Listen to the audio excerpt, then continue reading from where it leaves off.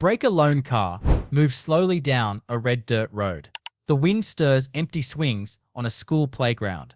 In the corner of a dimly lit kitchen, an elderly man folds last month's electricity bill, then folds it again.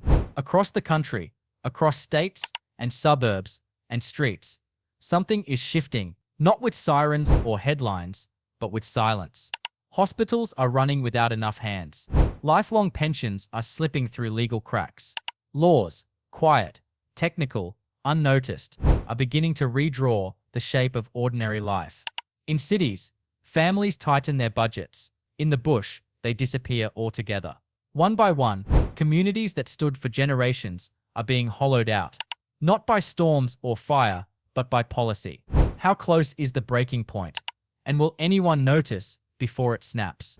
Because what's unfolding now might not just change the news, it might change Australia itself. Number 10.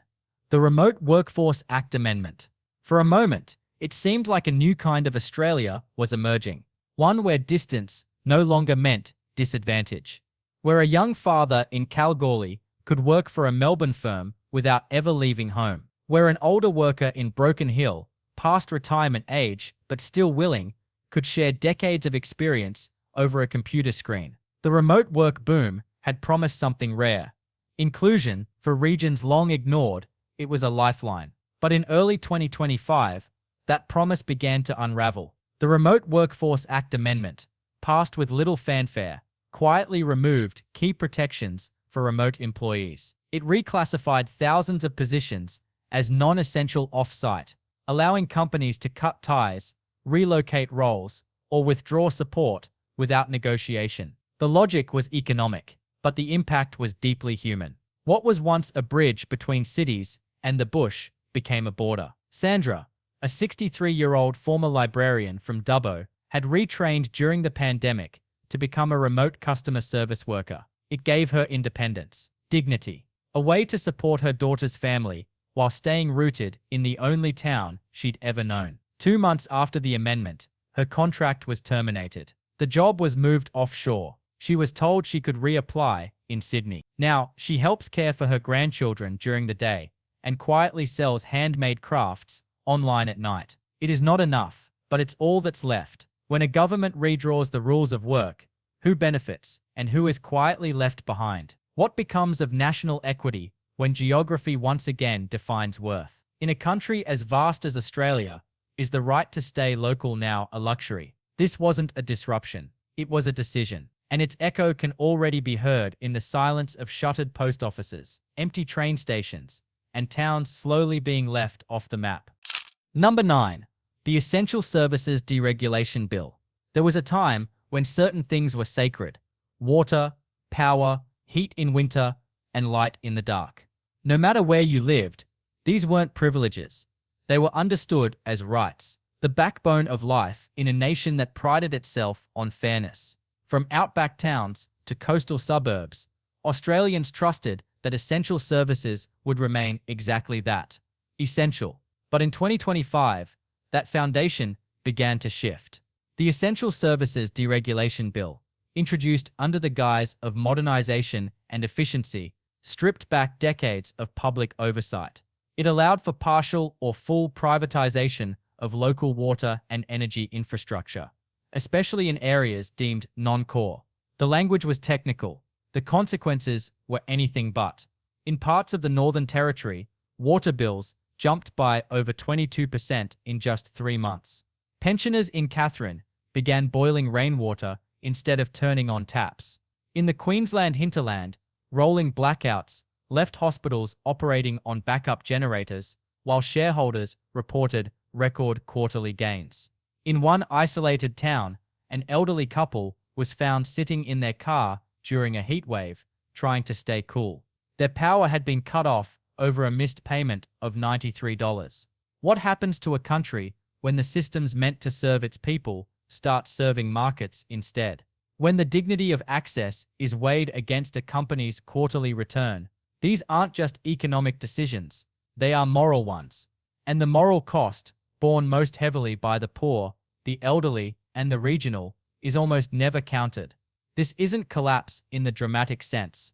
It's quieter, slower, like a rope fraying, strand by strand.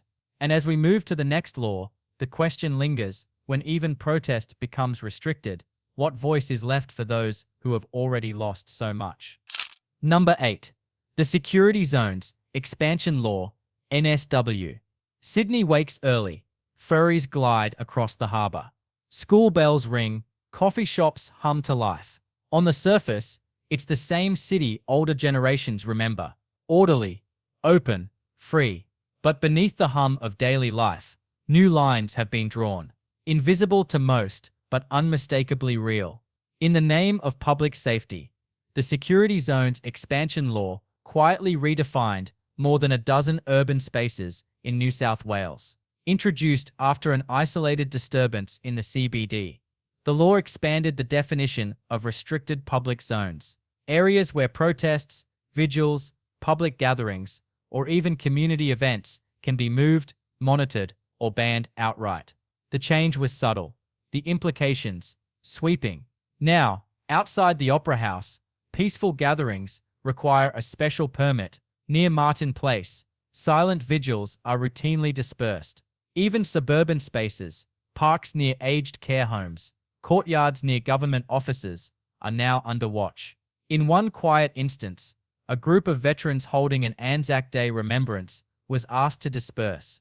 One organizer, 78, was fined under a regulation he'd never heard of. For many older Australians, it's a painful irony. The freedom they fought for, slowly fenced off. Not with fanfare, but with forms and clauses.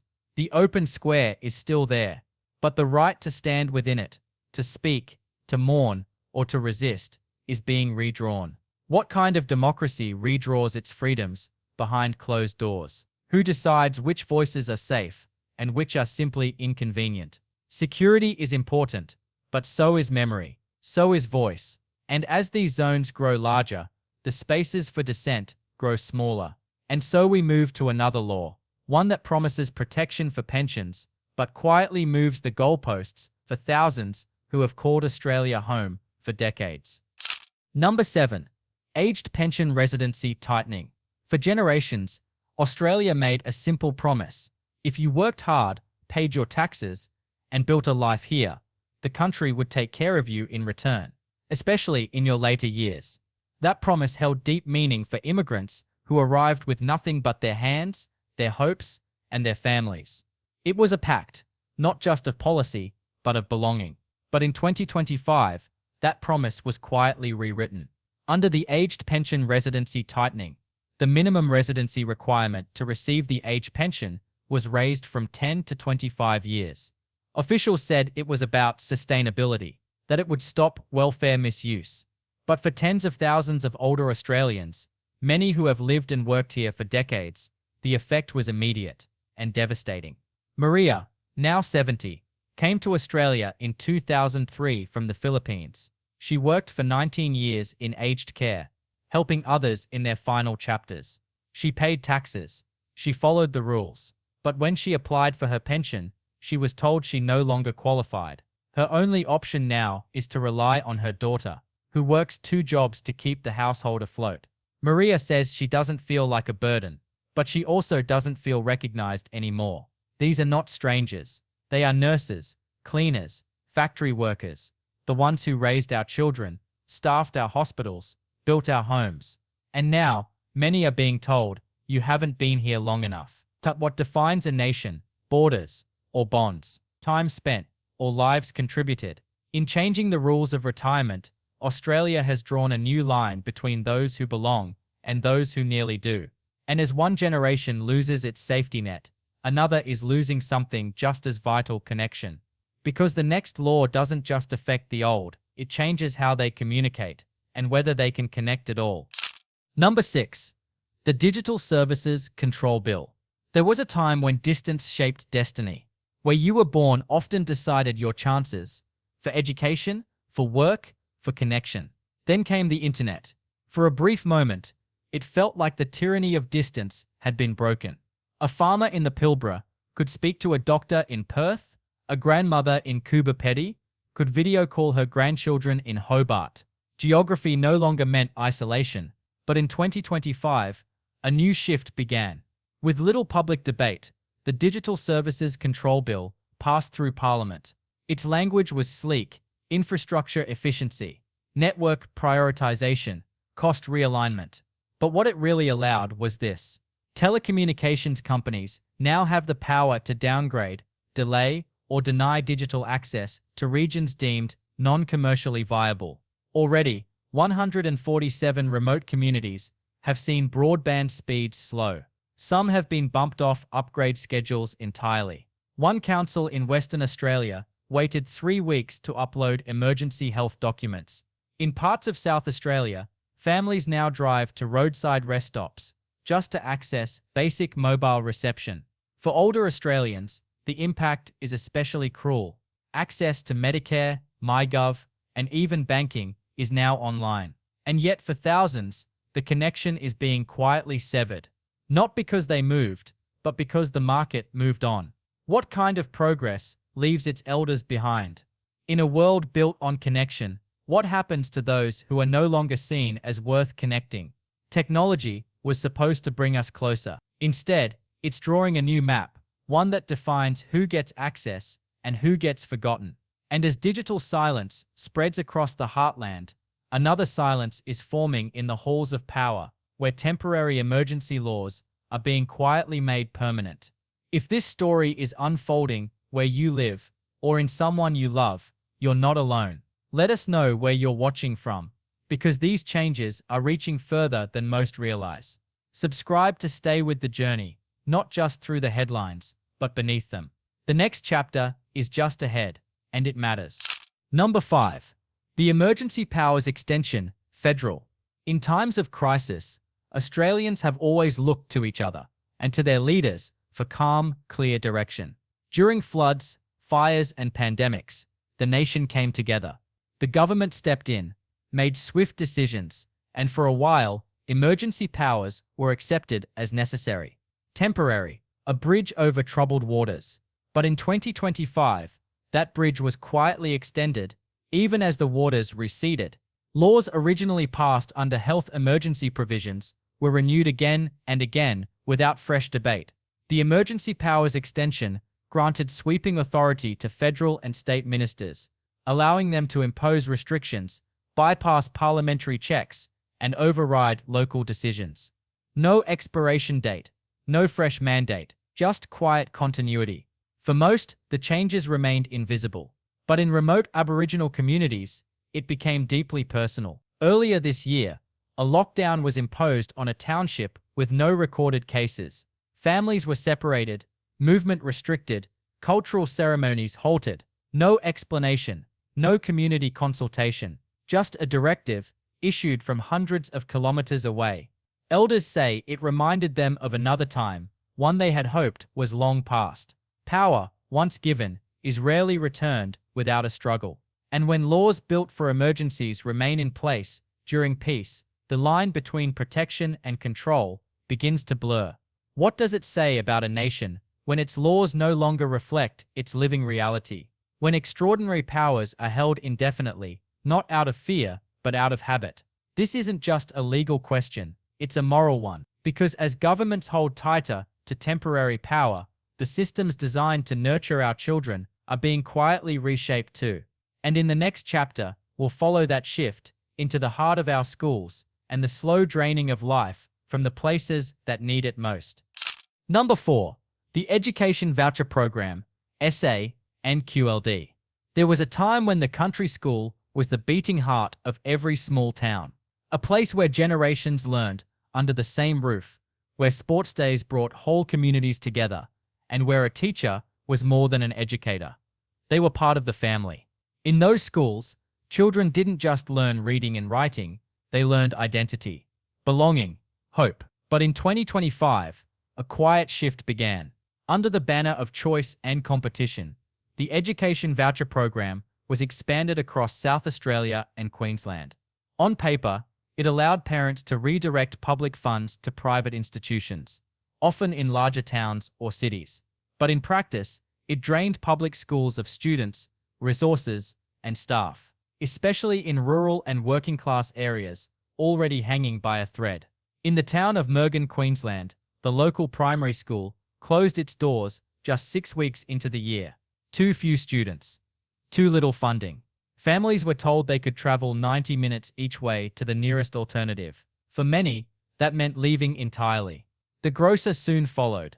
Then the petrol station. A community undone not by disaster, but by design. Children who once learned just down the road now rise before dawn to sit on long, dusty bus rides. Their parents wonder whether to move or stay and watch the place wither.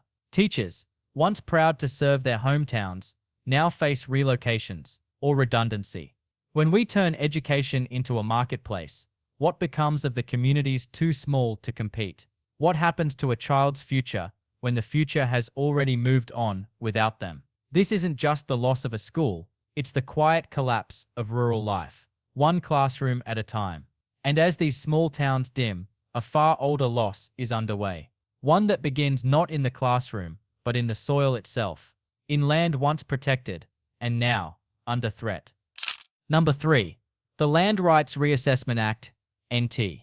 For tens of thousands of years, the land told stories. It shaped law, memory, and belonging. Across the Northern Territory, red earth and stone carried not just the past, but the right to walk, hunt, sing, and live without permission. That right was hard-won in modern times, written into law through struggle, recognition, and respect. A quiet acknowledgement that the first Australians never ceded sovereignty and never left. But in 2025, that recognition began to unravel. The Land Rights Reassessment Act, passed quietly through the Northern Territory's legislative process, introduced new efficiency reviews for Aboriginal land leases. Behind the language of reform was a more dangerous truth. Dozens of previously granted lands are now being re-evaluated, remeasured, revalued, and in some cases revoked. Some notices were sent by post, others were missed entirely. In Arnhem Land, elders gathered outside a closed office building, holding faded lease papers, no longer recognized under the new policy. One site, sacred to 5 generations, was flagged for future development potential. No consultation, no voice, just silence. For the communities affected, it is more than legal, it is personal. Land is not a commodity, it is kin. To lose it is to lose something deeper than territory. It is to lose continuity, ceremony, and trust. What does it say of a nation that still debates the legitimacy of the oldest cultures on Earth? When laws can erase recognition, not with force, but with paperwork. This is not reconciliation, it is retreat. And as this land is weighed and measured, once again, another layer of protection is being stripped. This time in the name of profit, speed, and extraction. Because what comes next is not just about ownership, it's about what's taken when no one is there to stop it. Number 2. The Resource Extraction Fast-Track Law, WA and QLD. In the stillness of dawn, cattle graze on red soil plains. Wind stirs through ghost gums. Somewhere nearby, a drill begins to hum. For generations, the land beneath this country has carried more than memory. It's carried minerals, gas, and profit. But until now, there were lines that couldn't be crossed. Cultural heritage laws, environmental reviews, the voices of elders who knew the stories written into every stone. In 2025, those lines were redrawn. The Resource Extraction Fast-Track Law, pushed through in Western Australia and Queensland, promised to accelerate economic recovery. But in doing so, it swept aside decades of safeguards. Projects once reviewed over years can now proceed in weeks. Traditional owner consultation, once mandatory, has been reduced to a checklist. Sacred sites are now subject to commercial viability assessments. Already, 23 protected sites have been cleared since January. In one region west of Mount Isa, miners arrived with security teams and legal documents. The family on the land was given 7 days to remove their cattle. The land, they were told, had been reclassified. One elder later said, "We're being treated like squatters on our own country." This is not just a loss of place, it is a loss of lineage. Songs silenced, burial grounds disturbed, rivers redirected, all in service of a short-term economy that may not remember what it destroyed to keep going. When progress demands silence, who speaks for what cannot be replaced. When the oldest laws on earth are overruled by new ones written in boardrooms, what future do we claim to be building? As the drills move in and the fences go up, we come to the final law, the most far-reaching of all. A system that promises convenience while quietly reshaping the very meaning of identity. Number 1.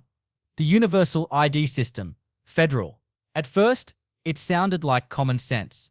One card, one login, one system. No more juggling passwords or waiting in Centrelink queues. The Universal ID System, announced in early 2025, was framed as a step into the future, a way to bring together Medicare, tax, welfare, and licensing under a single digital identity. Seamless, efficient, safe. But as the system rolled out, something else began to emerge. Beneath the surface of convenience lies a powerful new architecture, one that quietly connects your health records, your travel history, your spending habits, and even your social media behavior into a single, trackable profile. 3 federal agencies now share real-time access to this data, along with predictive algorithms designed to detect at-risk patterns. Patterns defined not by people, but by code. For most, this remains invisible, but for some, the consequences are already being felt. In Victoria, a 72-year-old man had his pension payments paused after his account flagged unusual behavior. He had simply purchased several boxes of cold medicine in 1 week. The system interpreted it as suspicious. It took him nearly a month and multiple appeals to restore what was never meant to be taken. This isn't science fiction. It's already here.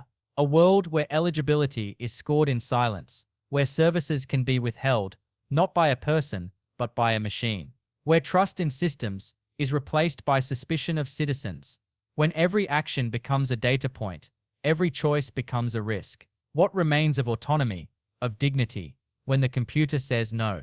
This law is not loud. It will not knock. But it changes everything quietly, from the inside out. And now, as the screen fades, the question that lingers is not just what these laws are doing, but what they're leaving behind. What we've just seen isn't just news. It's a mirror, held up to the country we've built, the systems we trust, and the future we are shaping. These 10 laws, passed quietly across Australia in 2025, are more than legislative changes. They are decisions with deep consequences. They touch the lives of older workers, young families, remote communities, and those who have called this country home for decades. Behind every line of policy, there's a person. A nurse denied a pension, a town without a school, an elder cut off from sacred land. And while each law may seem isolated, together they form a pattern, one of centralized control, eroded protections, and fading local voices. For older Australians who have lived through decades of change, this moment may feel different, because the changes are not loud, they're quiet, and they're lasting.